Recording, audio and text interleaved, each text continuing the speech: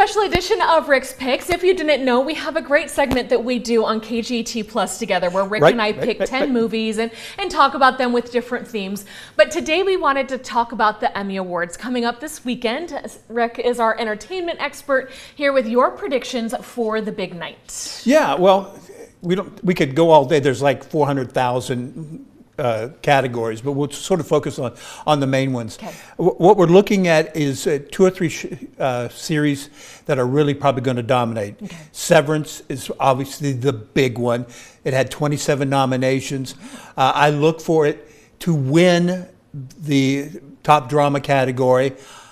Unfortunately, I want The Pit to win the medical drama with Noah Wyle. I think this is, if I could see the number voting, and they never show that, but if you could see it, I think this is going to be the closest one of the night.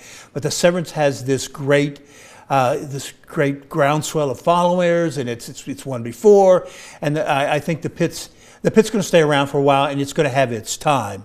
But if there was any justice in the world, The Pit would win. I think it's going to be Severance. And that being said, I think Noah Wyle will win Best Actor in a Drama for The Pit. Okay. I think that will be the way they give it the big nod. We can't give you the best drama, but you're going to. And Wyle has not won an Emmy since his days on ER.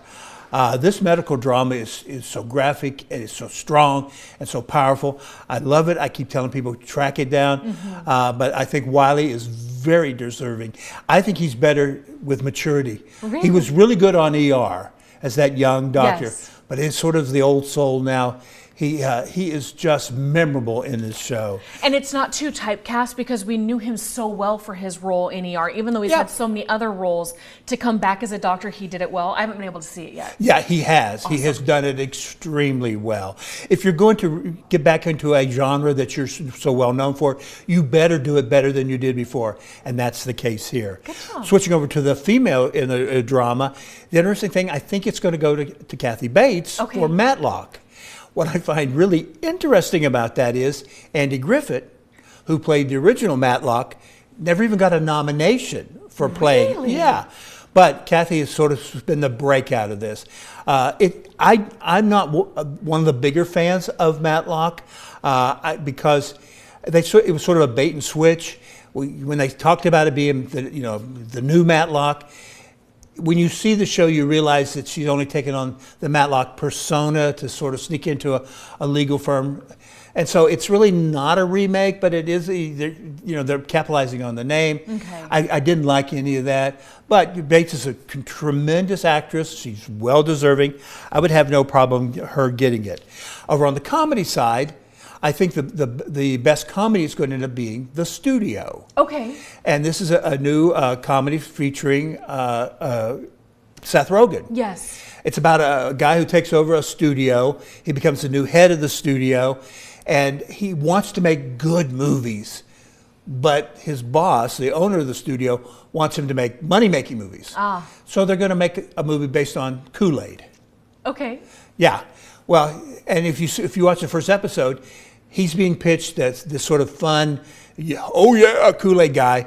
Well, at the same time, Martin Scorsese is pitching a film about the Johnstown Massacre, where they all drank Kool-Aid.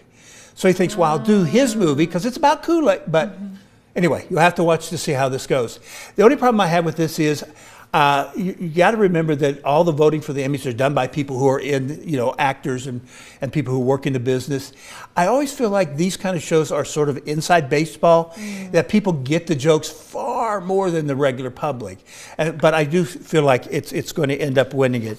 And then coming down to, let's see, what have we got left? We got, Best Actress in a Comedy. That's Jean Smart again. Okay. She's past winner. I love Hacks.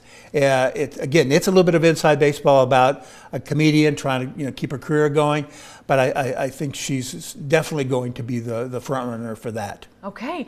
I love hearing Rick's predictions. We're going to have a write-up at kget.com, and then Rick's going to come back in about a half an hour, less than that now, for our review of Downton Abbey.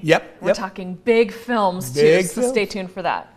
All right, thank you so much, Rick. I'll get back with you in a minute. We're going to take a break and come back with some main headlines.